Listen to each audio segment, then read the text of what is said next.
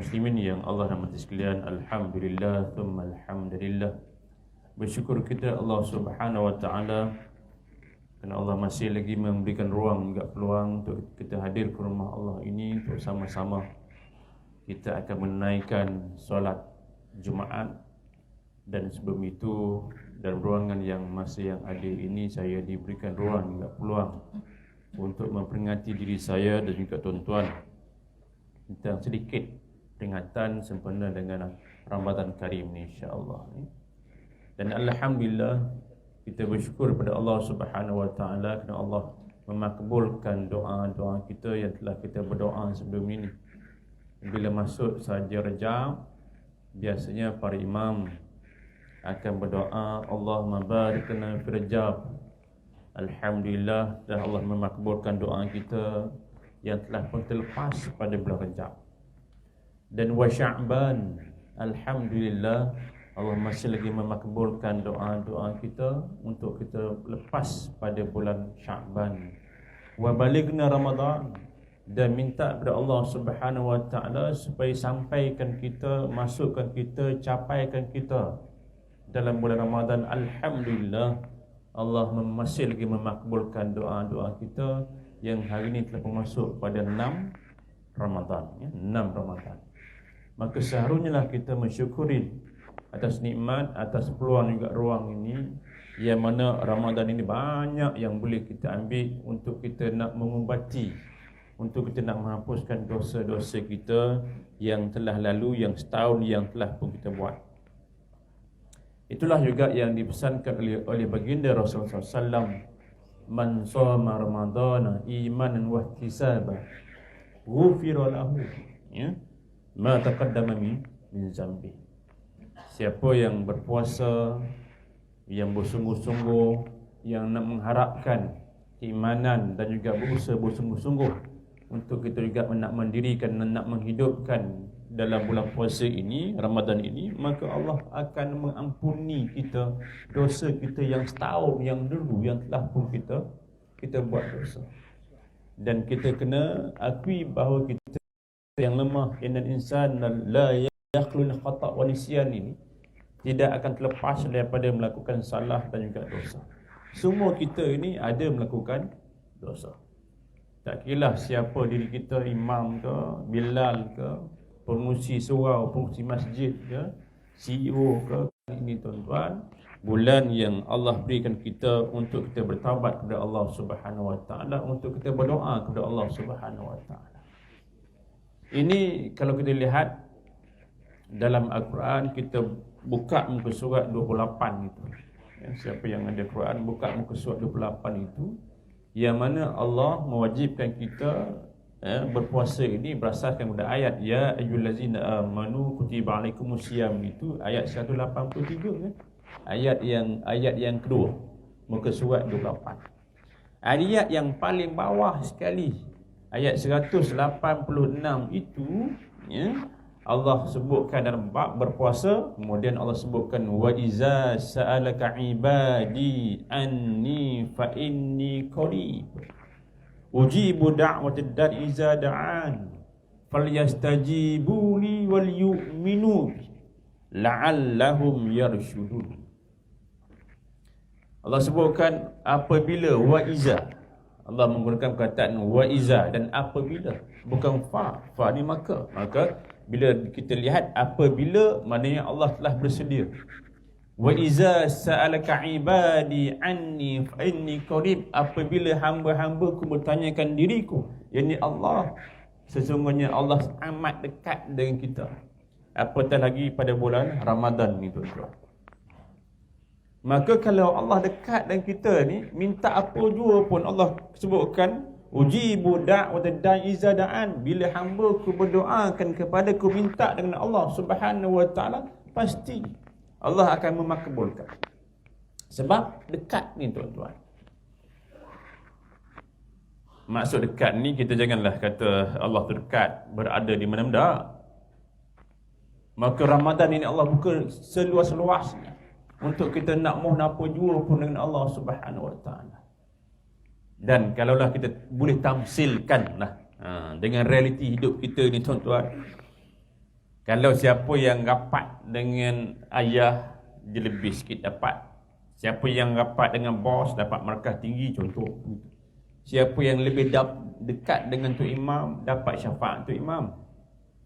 Siapa yang dekat dengan orang yang menjual minyak wangi dapat bau wangi dia. Siapa yang rapat jual buah durian dapat buah durian yang grade A punya. Siapa yang dapat dengan puas-puas yang besar mungkin dapat syafaatnya itu. Yang itulah kalau kita boleh tamsilkan. Tapi Allah sebutkan di sini falyastajibu li wal yu'minu bi. Allah gunakan fa. Maka kalaulah kamu berdoa kepadaku nak dimakbulkan, falyastajibu li, dengan syarat. Kena syarat. Kena ikut seruanku. Yang kena ikut seruanku, wal yu'minu bi, kena berimanlah denganku.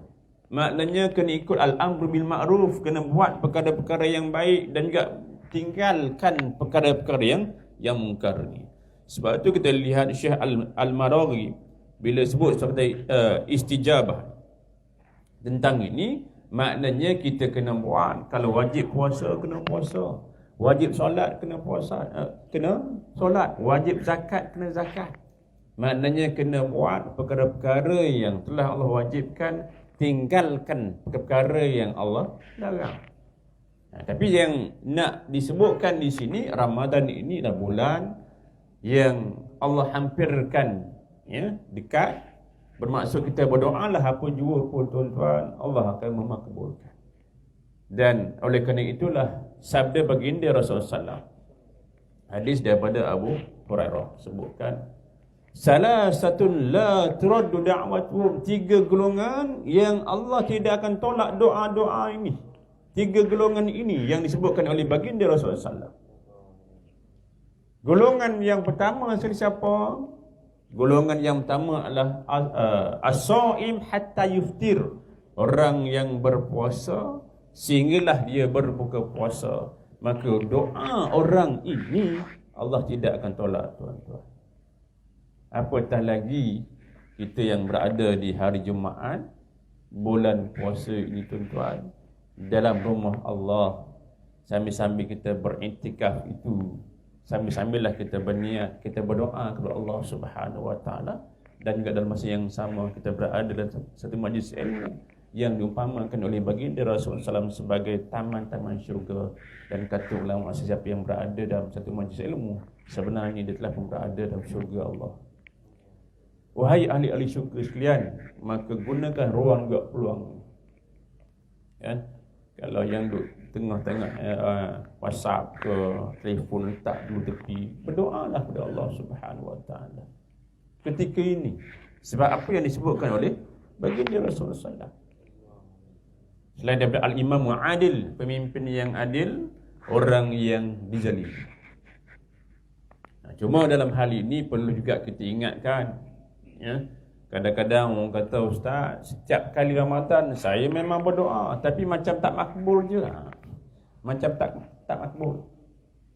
Sebab tu ada orang kata, makbulkah doaku ini? So kalau kita pergi kepada hadis yang ke-10, hadis yang disusun oleh Imam An-Nawawi, hadis 40 tu kan, Nabi juga jelaskan antara asbab, kriteria yang Allah akan makbulkan, juga sebab-sebab yang kata Allah tak makbulkan doa. Doa ini silah mukmin, doa tu senjata bagi kita. Kita ni tuan-tuan, saya ingat dulu masa PKP dulu lagi. Masa PKP dulu, orang ramai yang susah hati, yang ramai orang yang duk meninggal, ramai yang dibuang kerja, nak kerja tak boleh, dalam keadaan yang ditimpa musibah, yang rasa resah, gelisah. Ubat pun tak ada COVID ni, tuan-tuan. Ubatnya apa? Doa je. Berdoa. Semua orang berdoa. Di rumah semua orang berdoa. Dalam FB juga orang duk tag, orang duk tulis doa saja, tuan-tuan. So, semua orang duk hafal doa ni. Allahumma inna na'udzubika minal barasi wal junun wal juzam wa min sayyi asqab. Semua orang duk doa tentang wabak ni, tuan-tuan. Sebab doa itu merupakan senjata. Dan doa itulah yang merupakan wifi connection kita direct dengan Allah Subhanahu Wa Taala ketika ubat lain dah memang tak ada dah. Itu ketika PKP dulu. Dah. Sekarang ni dah habis PKP dah, tak ada doa ni. Tak apa nak dengar. Yang dengar TikTok banyak. Sebab bila kita berada dalam keadaan yang selesa, zon selesa, kadang-kadang kita alpa, tuan-tuan. Sedangkan yang diperingatkan oleh baginda Rasulullah SAW ialah doa itu merupakan connection direct kita dengan Allah Subhanahu Wa Taala. Kita ni kalau kata connection wifi ni, tuan-tuan, yang kita rasa tak ada connection sangat, kita akan cari tempat yang boleh kuat dia punya connection. Kan, yang kurang 5G, 3G ke 4G, kan, kita akan cari. Sebab kita rasakan kalau tak ada connection ini, kita akan rasa tak tenang. Tapi kadang-kadang kita lupa bahawa connection kita dengan Allah Subhanahu Wa Taala tak berapa kuat. Orang tak ambil cana pun. Tak berapa nak buat tiang tu, yang kuat. Sedangkan connection ini, wifi direct kita dengan Allah Subhanahu Wa Taala, itu doa. Sebab tu saya kerap juga sebutkan bahawa kita tak boleh hidup tanpa wifi sekarang. Nak live FB pun juga kena ada wifi je kan. Kalau tak ada, tak boleh. Semuanya orang nak kena ada wifi. Sampai kan orang kata, kalau yang duduk Salak Tinggi dah sampai ke komplek D, sampai ke pejabat, tertengok kita tertinggal wifi, agak-agak pusing balik dah tuan. Pusing balik lah kan. Sebab tak boleh hidup tanpa wifi. Kalaulah kita sampai ke komplek D ni, tertengok tertinggal wifi kita, agak-agak pusing balik dah tuan-tuan. Dah jarang naik Grab naik Grab. Sebab orang lebih sayangkan wifi daripada wife dia. Ada yang kata oleh kerana wife dia tu ramai dalam wifi. Saya nak sebutkan bahawa orang tak boleh hidup tanpa wifi. Sebab dia juga merupakan connection, dan juga kita juga tuan-tuan, antara syarat yang Allah nak memakbulkan doa ini, kena tengok balik wifi kita itu sama ada kuat ke tidak kuat. Dan inilah yang digambarkan oleh baginda Rasulullah SAW apabila Nabi sebutkan thumma dzakara rajulun, datang seorang lelaki yang safar dalam keadaan yang bermusafir, yang kusut masai rambut dia, yang tadah tangan ke langit, yang mudu yadaihi ila sama, yang tadah tangan ke langit, ya Rab, ya Rab, wahai Tuhanku, yang mengharapkan doa itu dimakbulkan. Tapi Nabi kata yang first sekali adalah wa mat'am haram wa mashrubu haram. Minuman kamu tu haram, makanan kamu tu haram. Nak kena jaga elok-elok tuan-tuan. Dan kata ulama, termasuk juga yang disebut dalam fiqh Syafi'i dan juga disebut dalam kitab Halal wa Haram fi Islam karangan Dr. Yusuf Aqdawi, juga disebut dalam fiqh Islam wa Adillatu karangan Dr. Wabah Zuhairi, juga sebutkan haram ini dia ada dua, haram lizatihi, benda tu sendiri dah memang haram dah. Memanglah kita dah tahu bahawa yang Allah sebutkan hurimat alaikum maitatu waddamu walam khinzir, itu semua orang dah tahu dah tentang bab arak tu semua tu. Yang kita risaulah kita tak tahu yang haram legal, haram disebabkan benda yang lain. Antara haram yang disebabkan benda yang lain, yang fenomena yang biasa berlaku ketika Ramadan ini. 2 tahun lepas dia tak berlaku. Tak ada berlaku. Tahun ni saya rasa akan berlaku balik. Tentang apa tuan-tuan? Tentang pembaziran. Ini juga yang Allah ingatkan, innal mubazzirina kanu ikhwana syayatin. Pembazir itu, orang yang membazir itu adalah ikut jejak langkah syaitan. Walaupun dalam ayat ini Allah tak sebutkan haram, tapi perbuatan itulah perbuatan yang diharamkan. Ini kita lihat memanglah seminggu sebelum Ramadan dah hotel-hotel dah memang mempromosikan buffet Ramadan kan, buffet Ramadan. Dan saya lihat harga satu kepala pun bukan murah tuan-tuan. RM100 kan, RM100 lebih per pack untuk satu kepala.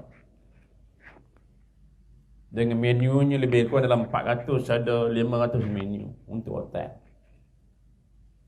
Dan pengalaman saya bila dulu pergi yang duk buat spot check di hotel-hotel ni tuan-tuan, memang hotel kebiasaannya diorang tak akan buang, diorang tak akan sedekahkan, diorang tak akan berikan kepada kita ni kalau yang tak habis hotel ni. Dia sanggup rela buang lagi daripada duk berikan kepada orang yang benda yang tak habis untuk buffet Ramadan. Sebabnya apa? Sebabnya kalau dia sedekahkan, dia akan berikan. Jika berlakunya keracunan, benda yang tak elok, dia akan brand damage kepada hotel. Termasuk juga lah restoran, diorang buang. Kalau kita buang, memanglah akan berlaku sampai bertantan sehari untuk berlakunya pembazian ini. Maka ini juga perkara-perkara yang termasuk dalam perkara-perkara yang haram yang kadang-kadang kita tak tahu, dan menyebabkan juga Allah tidak akan menerima doa-doa orang yang melakukan pembaziran ini tuan-tuan. Banyak berlaku.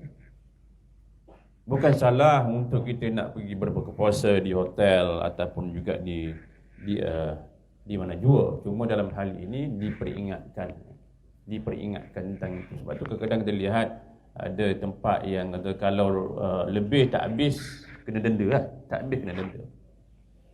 Mungkin jugalah kita kena ikut balik apa yang dipesankan oleh baginda Rasulullah SAW, yang ajar kita dalam kaedah makan.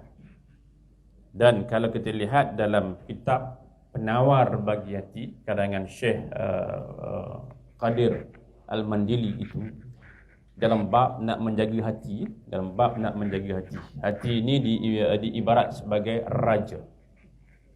Ya, rakyat jelatanya mulut, mata, telinga, tangan, kaki, perut, kemaluan, itu dianggap sebagai rakyat jelata. Ya. Hati ni penting. Maka kata Syekh Qadir Al-Mandili ni kata, dalam nak menjaga hati ni tuan-tuan, hendaklah jauh daripada 10 sifat yang terkeji. Jauh daripada 10 sifat yang terkeji. Sifat yang pertama sekali dia letakkan adalah jangan banyak makan. Bab lain tak dia sebutkan dulu jangan banyak makan. Maknanya tuan-tuan, orang yang banyak makan ini akan menyebabkan hatinya itu akan rosak. Walaupun nampak simple, tapi itulah yang sebenar. Dan dalam hal inilah juga nak dikaitkan dengan apa yang berlaku dengan kita ni Ramadan ni. Maka kalau orang yang rasa bahawa bukan bila puasa itu nak banyak, memanglah banyak baca Quran, banyak solat, banyak buat kebaikan, banyak sedekah, dan bab makan ni kena sikit. Dan bab makan ni kena sikit. Kita dah sikit-sikit makan lah. Oleh sebab itulah Nabi ajar kita, kami satu kaum yang bila makan tak pernah sampai kenyang. Tak pernah sampai kenyang. So sama juga seperti kita yang nak berbuka, bagaimana Nabi ajar kita ketika berbuka, yang simple. Tapi masih lagi kuat. Tak semestinya orang yang makan banyak, makan lebih itu dia jadi kuat. Tak semestinya. Yang penting adalah ruhnya itu. Dan kalau kita lihat, sejarah pun telah membuktikan para sahabat, walaupun bulan puasa sekalipun, kita lihat perang Badar berlaku pada 2 Hijrah bila Ramadan, walaupun hanya 313 orang sahaja para sahabat, tapi dapat mengalahkan 900 orang tentera musyrikin ketika bila Ramadan, sebab kekuatan jiwa itu. Sama juga seperti perang Khandaq 5 Hijrah. Sama juga seperti Salahuddin Al-Ayyubi yang menang untuk perang salib itu tuan-tuan berlaku bila? Berlaku ketika Ramadan. Bermakna Ramadan bukan kuat makan. Ramadan itulah kuat amalan jiwa ni itu, tuan-tuan. So dalam hal ini saya sering juga memberikan pesan. Maknanya untuk nak makan ni tuan-tuan, kita kena pesanlah kepada isteri kita. Sebab isteri kita lah yang orang yang paling banyak sekali menentukan corak pola pemakanan ahli keluarga. Kena pesan kepada isteri kita yang pertama, jangan masak sedap. Tuan-tuan, boleh? Jangan masak sedap. Kalau masak sedap, confirm kita akan makan banyak, tuan-tuan. Sebab benda yang sedap ni berbahaya. Kena berhenti sebelum sedap. Benda yang sedap ni biasanya berbahaya, tuan-tuan. Kita kena pesan, yang hari ni jangan masak sedap. Bulan puasa ni tuan-tuan, masak apa juga pun tak sedap pun dia akan jadi sedap. Sebab makan tengah lapar ni, semua sedap lah. Jadi kalau kepada kita, para suami ni, kalau isteri kita masak tak sedap, anggap dah dia sayang kita lah. Dia sayang kita. Ya? Sebab kalau kita masak, kalau isteri masak sedap, kita akan makan banyak, minum banyak, berehat banyak, tidur banyak, penyakit pun juga banyak, tuan-tuan. Bila penyakit banyak, nak beribadat payah. Dan juga kita juga akan cepat meninggalnya sebab makan. Itu yang pertama. Yang kedua, tuan-tuan, janganlah beli pinggan yang besar. Jangan beli pinggan yang besar. Kau beli piring. Anda tengok orang bukan Islam makan. Anda tengok orang Jepun makan, orang Korea makan. Negara-negara maju ni tuan-tuan, tak ada pinggan besar. Kalau tak percaya, anda pergilah yang berbuka puasa ni. Semua pinggan yang disediakan hotel besar, tuan-tuan. Kita pun nak kena ambil, semua sekali ambil letak di atas pinggan ini. Duduk pun dalam dekat meja dengan sahabat-sahabat. Tengok sahabat kita yang sebelah, tengok menu dia tak ada dalam pinggan kita. Tanya lagi, menu ni mana hujung? Bangun lagi pula, ambil lagi. Tengok-tengok tak habis. Kalau anda berada di sebuah negara bukan Islam, anda pergilah ke Jepun, ke US, dia orang cukup marah kalau ambil tak habis. Kadang kita kena tengok jugalah keadaan makan. Anda pergi ke Arab Saudi, orang Arab makan dengan orang Jepun makan. Macam mana? Beza. Sedangkan Nabi ajar kita, kami tu kaum yang bila makan tak pernah pun sampai kenyang. Maknanya kena berhenti sebelum kenyang. Kena amalkan. Kena tukar budaya kita ni yang kita duk raikan sahabat. Bila nak makan, sila tambah, sila makan, sila tambah, sila makan sampai kenyang. Yang tu sunnah ke punah, tuan-tuan? Yang tu punah. So kena tukar tagline tu kena tukar. Jadi bila orang yang nak makan, nak buat kendara, nak buffet ke, kena ingat, sila berhenti sebelum kenyang. Sila berhenti sebelum kenyang. Kalau nak jimat lagi, sila berhenti sebelum makan. Itu yang tu lagi. Dan juga janganlah kita masak dengan banyak menu. Kalau masak banyak menu ni tuan-tuan, kita akan makan banyak, menghabiskan masa yang cukup banyak. Nasihatkanlah kepada isteri-isteri kita supaya ianya memberikan kita ni mendapat keberkatan, dan juga doa itu yang paling penting yang Allah nak makbulkan. Termasuk jugalah yang Nabi sebutkan, wamal basuh haram, pakaian kamu tu juga haram. Dalam hal ini jugalah kita, kalau kita nak beli kuih, nak cari makanan, carilah yang dibuat oleh orang yang tidak fasik, orang yang menutup auratnya. Jangan kita beli, jangan kita cari orang yang fasik, yang tidak tutup aurat. Kita tuan-tuan, kalau kita kek atau juga pau Makcik Timah yang buat, pau Makcik Timah memang tak sedap. Tapi Makcik Timah ini orang yang tutup aurat dia. Sebelah gerai Makcik Timah ada Cik Timah yang duk buat pau. Pau Cik Timah ni sedap, tapi Cik Timah ni memang tak tutup aurat. Kita yang nak pergi beli ni, nak beli pau Makcik Timah ke Cik Timah, tuan-tuan, seharusnya afdalnya kita bagaimana? Dua-duanya syarat lepas. Syarat tu lepas. Tapi dalam keadaan warak ni tuan-tuan, kita kena tahu juga, kena ambil yang warak. Itu jugalah antara perkara-perkara yang kita menentukan doa kita ini Allah terima ataupun tidak, tuan-tuan, ya. Wa ghuziya bil haram fa anna yustajab. Bagaimana doa tu yang Allah nak memakbulkan, ya. Jadi pastikan tuan-tuan, ibadah yang kita buat ini bukannya satu ibadah yang menghalang balik untuk Allah nak memakbulkan doa-doa kita. Saya rasa itu saja tempat untuk bersama dengan tuan-tuan cikgu sekalian berhubung dengan makbulkah doa-doa kita ketika bulan puasa ini. Apa yang baik datang dari Allah Subhanahu Wa Taala, yang tak baik itulah kelemahan-kelemahan saya sendiri. Jika ada pandangan-pandangan yang lebih baik,